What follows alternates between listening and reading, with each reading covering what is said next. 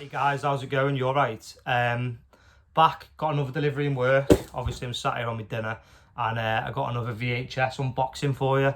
It's a big one, big horror haul, so I'll crack straight on with it because you ain't got all the time in the world, neither have I, man. First one, Friday the 13th part 7, The New Blood. This one's middle of the road, Jason, not great. It's alright, just adds to the pile for the collection. That's it, really. It's the one where he goes against with the girl with the telekinesis, Tina, I think her name is. Yeah, Tina Shepherd. It's okay. It's not great.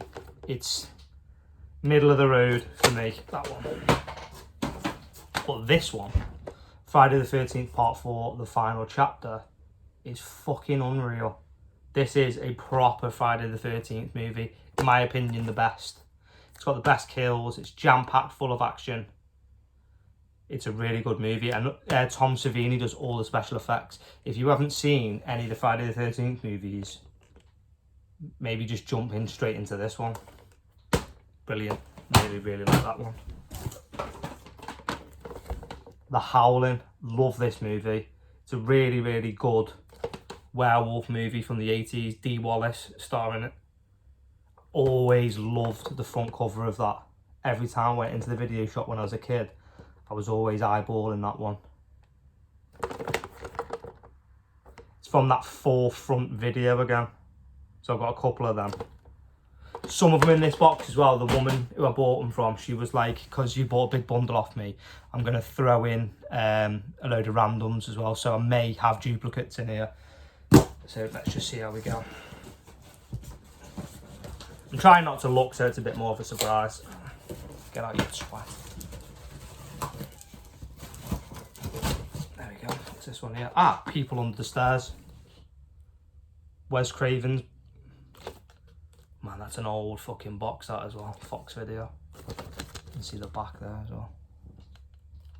I've only ever seen this once when I was a kid. I remember it being pretty fucked up with the dude out of, that's it, Everett McGill. He's in Under Siege 2. He plays like the grey-haired commando guy. He's a fucked up, like, gimp in it. He wears like a gimp mask and he's got a Doberman. Remember, it's pretty fucking good horror film, so it'd be worth checking that out. Next to that, fucking one of the best ever horrors, Seven. What a movie. If anyone on here has not seen Seven, it was on Netflix, so just go and watch it. Don't even think about it. Don't read up on it. Don't read any synopsises. Just go and read it. Like it says here, the most chilling thriller since Silence of the Lambs. It's up there with Silence of the Lambs for me. I love Silence of the Lambs, and I love this film. It's Brad Pitt, Morgan Freeman. I won't tell you the other guy because it's a surprise, basically. There's another big star in it as well.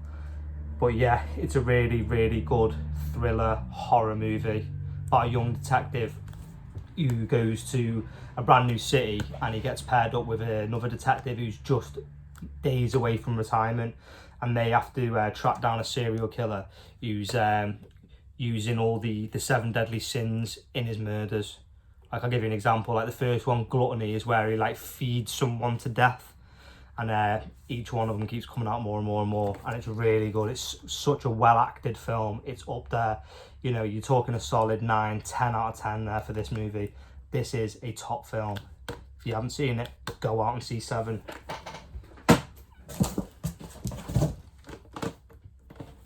Tobe Hooper's Texas Chainsaw Massacre. It's a really good movie. It's the uncut version, this as well. I love this film. I've said it before in a couple of my videos. Some of these movies, they're not sit down and relax and watch the movie. You don't sit down and watch Texas Chainsaw Massacre with your Cocoa Pops unless you're Patrick Bateman from fucking American Psycho. Like, I watched it about a year ago, and my girlfriend was in the bedroom. She was doing something in the bedroom, and she came out and she was like, why the fuck are you watching somebody screaming? What are you watching? All I've heard is screaming for the last 40 minutes. And that pretty much sums up the second and third act of this movie.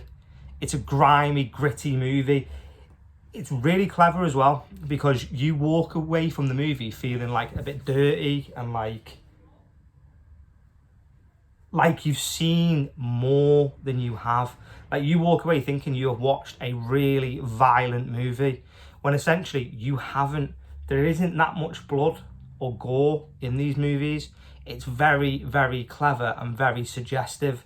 Like you will walk out there and you'll be like, oh my God, that was so violent in that film. But then when you watch it back and break it down, there is very, very little violence in this movie. It's all what it does with your mind. Awesome. What a case as well. This is an old one, this, and rarer than rockin' or shit. Return of the Living Dead. Look at that fucking case, guys. That's a belter, that is. That is a rare case, man. This is great. It's a bit of fun, this one. You know, you had your George A. Romero ones, which went a little bit more serious, and then you had your Return of your Living Deads, which were more like slapstick, more a bit of fun. Proper leave your brain at the door shit, this. But yeah, that's a really cool case. That's going to look sick on the shelf, that one. Next, we've got one of my all-time favourite slasher movies is Scream. Like, this is so far up there for me. It is unbelievable. It's just a brilliant film. It, like, revived horror. Like, all through the 80s, horror was massive. And then it dipped off a bit in the 90s. And then when this come out, it just boosted it back. And it's Wes Craven again, who did Nightmare on Elm Street. I want to do a full in-depth proper review of this, so I don't want to go into too much detail. But this like reinvented the slasher genre, this did. It's great. It's like meta as fuck. It's really, really good. It's a really, really good movie, this. It's well made. It's scary. It's just a top horror film and one of my all-time favourites. So I want to do a proper review about this and do it the justice it deserves. Next. What a film. Critters. Critters is a class film. Like, me and my girlfriend watched this recently and she'd never seen it or even heard of it before, but she likes Gremlins, so I thought, oh yeah, no, she might like it, and she thoroughly enjoyed it. This again is one of the ones you watch when you're a kid, and it was just like a really fun. It has elements of like, it has a few gruesome bits in it, but on the whole, it's just like a fun, spooky type movie. It's not too heavy. You can leave your brain at the door and just chill out and watch this one. It's a bit of fun, you know. It's comedy, really. It's more of a fun one. And it's got Dee Wallace in it again, who I love. Dee Wallace. She was quality in the 80s. Next one. Critters 2. I never asked for this one, but she's thrown this one in as well, which is really kind of her. Yeah, so I've got the first one. You can see what the critters are like there. Like I say, it's a bit of fun, this one, guys. They're not, you know, they're nothing groundbreaking. They're just like good time movies.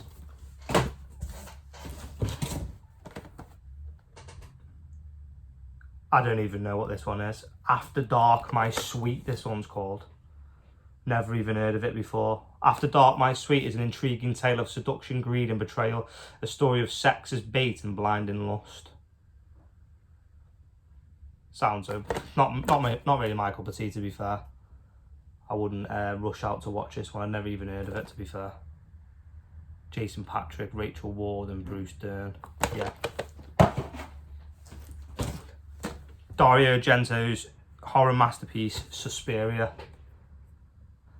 This is a strange film. This is Italian horror again, and it's a genre type movie. You've got to be into this type of stuff. I think Tilda Swinton starred in a remake that came out the last year or the year before, but it's about a woman who gets accepted into a dance school, a dance academy, and people start getting murdered at the academy, and it has a bizarre background, and it's all quite weird and quite crazy. But yeah, it's classed as one of Dario Argento's best movies, this. It's up there. Next. Okay, this is another one that she's just thrown in. I watched this recently as well, actually. Danny Boyle's 28 Days Later. This sort of... It didn't rewrite Jonathan Wath there. No, it didn't rewrite anything really, but it did add a new flavour to things. You know, it sort of introduced us to rage zombies, where they're like these crazy fucking bastards that are like running and jumping. You know, you always think if there was a zombie apocalypse, you'd want the shamblers, like, oh, you know, you can just sort of like get past them dead easy and that. But these ones are fucking screaming, climbing through windows, jumping over things, non-stop, relentless to get you. And it sort of brought that, you know, there was a few other movies, you know, I think City of the Living Dead had running zombies in it, one of the Italian ones. So they didn't like break the mold, but it's the first time they brought it to the mainstream. It looks quite dated. It's not retained itself very well, this, to be fair. It's a really good movie. It's a very good, well-made movie, but it looks, you know, it looks a little bit dated, even though it's not that old. It's obviously quite low budget, but it is really good. I'll just give you a synopsis of it if you haven't seen it. A powerful virus is unleashed, transmitted in a drop of blood, and devastating within seconds. The virus locks those infected into a permanent state of murderous rage. Within 28 days, the country is overwhelmed, and a handful of survivors begin their attempts to salvage a future, little realising that the deadly virus is not the only thing that threatens them. So basically, it's got Cillian Murphy in it, and he just wakes up in a hospital bed, and everyone is just gone. The place is trashed. He's walking around London and there's nobody around and he has no idea what is going on.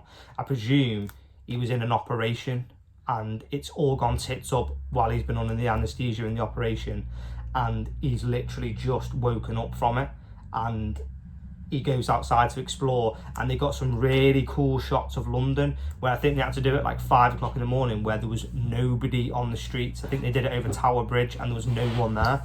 So there's some really cool shots in this. It's definitely worth checking out. If you like zombies, you probably already know about this movie. But yeah, it's pretty violent as well, pretty nasty. Even like it said, like when the virus is not the only thing that threatens them. You know, that sort of like gives you a little hints to the type of people that are left behind. You know, you'd like to think people band together and like help each other in this type of situation, but that's not always the case. So yeah, if you haven't seen it, definitely worth checking out. Clive Barker's Hellraiser. I've got this one up there already. She's just thrown this one in as a good will gesture, I think. Good movie, good horror movie. Introduces us to Pinhead. They're okay. Not my favourite, not my main go-tos. I actually prefer the books of these. The Hellbound Heart's a really good book. It's like a short novella. It's a pretty easy read, to be fair. But yeah, it explores this world a little bit more. I'd have to watch this one again. I've not seen this for a long time. I remember when I was younger, I liked the second one better. It had more of the Cenobites and that in it. It's bizarre, this one. It's like there's a woman in it. I'm sure it's filmed or set in England. I think it is. I could be wrong there. I've not seen it for a long time. But basically, she keeps bringing men back to the house and like brutally murdering them. And there's this thing in the attic that's like feeding off the blood. And it's creating her old husband, Frank, I think it is. But yeah, I'd have to watch that again to give you a decent review of it. But that's that. Friday the 13th, Part 5, A New Beginning. So basically this just adds to the collection of the Friday the 13th movies. I don't really remember this one. I think, is this the one where they're at the mental health thing? Yeah, this is the one where they're like in like a youth hostel and that. It's okay. It's one of the run-of-the-mill alright Jason movies. I wouldn't like fucking shit my pants and run out to get it. But this one is a really underrated 80s horror movie, and it's called The Burning, and this is quite a difficult one to get hold of as well, to be fair, so I'm really happy I got this. There's only a handful of ones in this that I actually really wanted, but she just did a big massive bundle for me for like 20 quid and threw in a few bonuses. But yeah, this is brilliant. This one is. This basically is about, it's sort of the same sort of thing as like Friday the 13th around the camp and all that. So basically these kids play a trick on a caretaker and he gets like savagely burned, and then he comes back as like Cropsy to get them. And it's Tom Savini again who does all the special effects. And there's one particular scene where there's like a slaughter on a raft. There's like they're doing a raft race or going down the river, and he comes on there with the shears and people are getting fucking cut up to fuck. I mean, there's one bit where someone puts the hand up and he just chops all the fingers off, And even now, like I've got this on Blu-ray from Arrow, and it was gruesome, but it's really good. It's an underrated one. It sort of flew under the radar a little bit if you weren't a fan of horror films. But if you like Freddy, Jason, Michael Myers, it's definitely worth checking this one out. Especially if you like Friday the 13th. Oh, Crash, she's thrown in this. I've got this. This is actually a better version of it. Fright Night. One of my all-time favourite horror movies. One of the best, my favourite probably vampire movie of all time. I absolutely love this movie. I'll do a proper review of this movie at some point.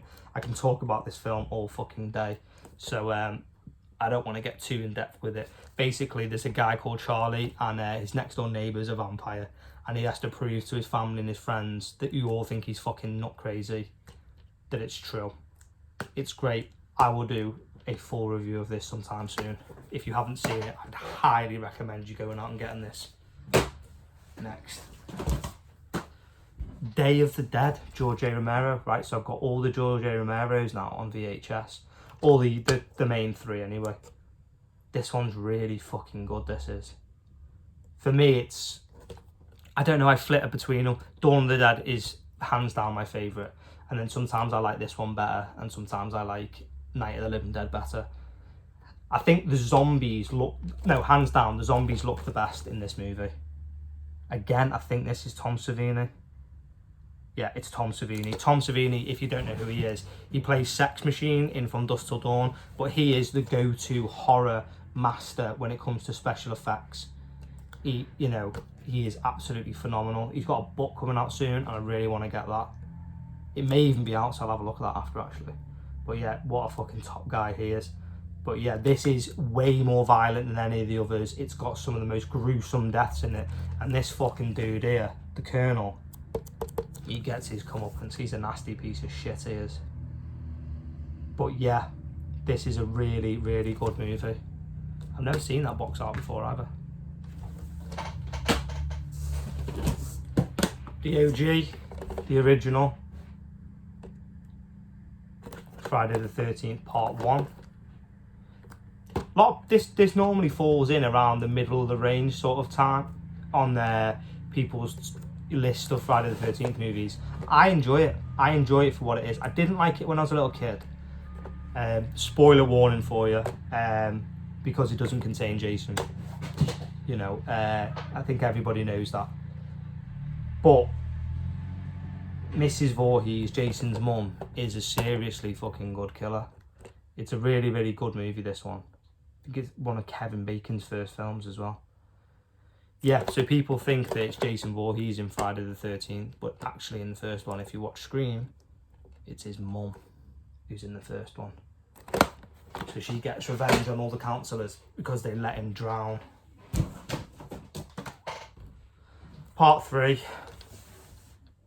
Friday the 13th Part 3. So basically I've got all the Friday the 13th in here apart from Jason Goes to Hell. This is not a bad one. This is a good one. I think this is the one with the bike, isn't it? Is it? Yeah, I liked Part 2 and 3. I think this is a 3D one as well, back in the day. Yeah, I enjoyed this one.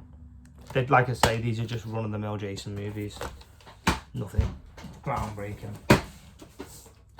This is the worst out of them all. Friday the 13th Part 8, Jason Takes Manhattan. He's in Manhattan for all of 13 seconds at the end. That's it. The whole film takes place on a fucking boat. And it's not a great movie. It's very, very subpar, this one. I think it gets, this one and Jason Goes to Hell are the worst for me. It's got a couple of good kills in it, but on the whole, it's a misleading movie. You'd expect him to be booming around the streets of New York, fucking everyone up left, right and centre, but no, it's not. It's all set on a boat. It somehow goes from Camp Crystal Lake all the way to New York. Your guess is as good as mine on that one. Okay, this is the last one of the Friday the 13th. Jason Lives. This one and the final chapter are some of the better ones. This one's really good, and that shot of him there, where he kills people in a camper van while the camper van's moving and then he's on top of it. That's a really, really cool shot in the film. This one's not bad. This one's pretty good, to be fair. This is a very watchable one, but the others, not so good. Right, I actually own 2 of these, but she's thrown them in anyway. But this box is fucking sick. Evil Dead trilogy. It's a bit beaten up and that, but for the price you can't fucking complain really. Right, let's have a look. So you've got the Evil Dead. It's got some gnarly art on that as well. Savage. Evil Dead 2, which is my personal favourite. I always love this art on this one. Army of Darkness, the Medieval Dead. So yeah, there's I've not watched all of it yet, but I'm on to the 3rd season of Ash versus the Evil Dead, and they're all on Netflix at the moment. So that's the series that goes with it, the Evil Dead series. It's very slapstick, but it's still good fun. And if you haven't checked out the remake of the Evil Dead, well, you're missing out, because that is a hell of a fucking horror film. Probably the best remake, or I think it's a remake or a reboot. I can't remember exactly what they class that as, but it's really, really good. It's dark, it's not funny, it's not slapstick, it's gruesome, it's nasty. Some of it in some points is like, it's hard to even watch it. There's one particular scene, I don't want to spoil anything too much, but where a guy gets his hand like split in half, like it gets hit with something and it hits him like here and just tears his hand in half, and it is fucking awful. You know, you're just like, oh my god. I got it from Sweden, the full uncut version. I have watched the full uncut version, but the normal version is that violent that it's a little, without being super familiar with the movie, I mean, it was quite hard for me to like differentiate the different scenes. I'd have to sort of look at a comparison side by side. But yeah, it's really good. It's a dark movie. It's also, if I'm correct, made by the people who do, I think Don't Speak or something like that. Can't remember what it is. It's got that Stephen Lang in it, and basically she breaks into his house and he's blind. Don't Breathe, I think it's called. Don't Breathe. I think that's the movie anyway. And I think the guy who also did Crawl, which is a pretty good movie as well if you like creature features. But yeah, sorry, I'm going off on a tangent. The Evil Dead remake, really, really good. Really dark, savage movie, proper modern horror movie, really good. And they've just announced that they're going to do another one as well, so hopefully it's sort of in tow with the new remake. Also, the guy who directed The Evil Dead is either a producer or like an assistant director of the new Texas Chainsaw Massacre movie that's coming out, which is like a sequel to the original one. I know they did that with Halloween, and to be honest, quite frankly, I don't care. I hope they do that with all my favourite movies. Like, even, why not? Do you know what I mean? If the first one's good, do a remake, do a sequel to that. I'll watch them all day, I don't care. You know, just do it with every fucking one you want. I want to see it. And basically this one, from what I've gathered, is like old man Leatherface, so he's like hobbling around in the fucking house and he's been chopping people up for a long time. Oh, just before I forget as well, I got this one today. Carrie. Check this one out as well. Not even opened. Sick, that. Cost me £2 unopened. Really good film if you've not seen it. Stephen King's Carrie, one of his best books as well. It's a really short read if you're interested in reading Stephen King and you maybe haven't read him. It's a really good place to start. Some of his books are really fucking big and they can be a bit sloggy now and again. Like he likes to flip from timelines, and that can get a little bit like what's the word I'm looking for? Not frustrating, just a bit off-putting really, because you're like sort of losing track of where you are all the time. But yeah, Carrie's a sweet and short one, really good book. And then maybe go on to something like Cujo or Salem's Lot.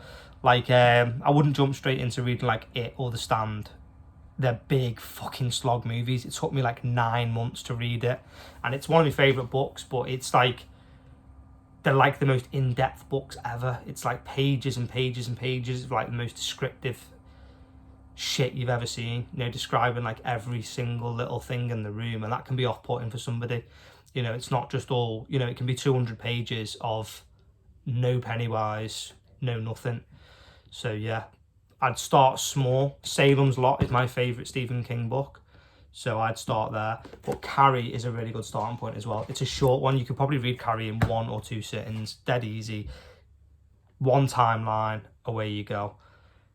So yeah, thanks very much for sticking around, guys. I know these videos are quite long-winded, you know, hitting the 25-minute mark, and my last one was 35 minutes, but I really appreciate you sticking around, and it'd be a really, really massive help if you could hit the like button and subscribe below, and I'll bring you more content as soon as I get some more merch in.